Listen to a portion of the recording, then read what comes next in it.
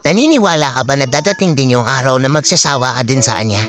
Yung taong mahal na mahal mo noon, na akala mo hindi matatapos yung pagmamahal mo sa kanya. Naniniwala ka ba na dadating yung araw magsasawa ka din sa kanya? Paano pag dumating yung araw na yun? Paano pag dumating yung sitwasyon na yun? Anong gagawin mo? Iiwan mo na ba siya? O mananatili ka pa din? Maraming pwedeng sagot dun sa tanong na yun. Pero naniniwala ako na kung mahal mo yung isang tao, mananatili ka. Kung talagang nagmamahal ka, mag-i-stay ka. Kahit gaano kasakit, kahit gaano kagrabe yung toyo niya, kahit toxic pa yan. Kasi alam mo kung paano mo masasabi na totoo yung pagmamahal mo sa kanya? Paano mo masasabi kung talagang mahal mo na talaga siya?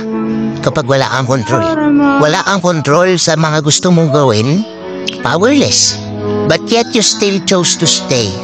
You still chose to love that person. Naniniwala ako sa sinasabi ng iba na sa bawat pag-aaway na nararanasan sa isang relasyon, sa tuwing nasusolusyonan nila yun at nagagawa ng paraan na ayos din sa huli, the more na tumatagal yung relationship nila. Kasi doon nila nakikilala yung isa't isa eh. Hindi naman agad-agad makikilala mo yung isang tao. Yung iba taon bago mo makita yung tunay na ugali niya. At doon sa mga panahon na yun na unti-unti niyang nilalabas yung tunay na pagkatao niya, doon mo malalaman at yun yung test. Kung talagang siya na ba yung dapat piliin mo sa araw-araw. Ilang relasyon na ba yung dumaan sa'yo na hindi nag-work? It's either ikaw yung nagsawa o siya yung nagsawa. Ilang relasyon na yung dumaan sa'yo na napagod ka, na bumitaw pa. Kung umaabot sa punto na sumuko ka at hindi mo na kinaya, bumitaw pa. Isa lang ibig sabihin nun, hindi pa talaga siya yung taong para sa'yo. Kasi tanungin natin dito yung mga nasa relasyon na nagtagal na sila. Mag-comment kayo dito. May mga times ba na nagsasawa at nabibwisit din talaga kayo? Pero mas pinipili niyong piliin pa rin siya sa araw-araw? Mas nangingibabaw pa rin ba yung pagmamahal mo dun sa taong yun kahit minsan nakakainis na? Kahit minsan puro pagtatalo na? Mas pinipili mo yun kasi alam mo na talaga sa sarili mo na siya na talaga yung taong mahal mo. Siya na yung pinangako mo sa sarili mo, makakasama mo habang buhay. Diba ganon?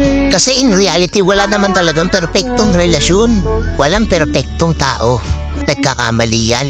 Minsan nakakainis yan. May mga times na toxic yan. Doon ka susubukin kung kaya mo pa rin ba siyang panghawakan. Kapag sumuko ka, hindi siya talaga yung para sa'yo.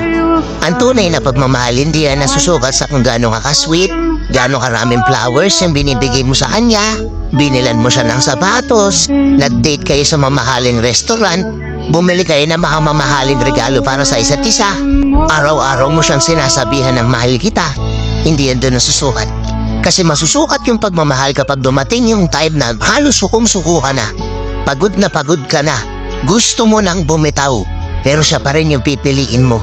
Pagpaparaya ka kahit alam mo siya yung mali. Iintindihin mo, aayusin mo, gagawin mo lahat, masave lang yung relationship nyo. Naandyan siya kahit lowest part ng buhay mo. Kaya tatanungin kita ulit, paano pag dumating yung time na nagsawa ka na? Pipiliin mo pa rin ba siya? Comment mo nga dito, let's go!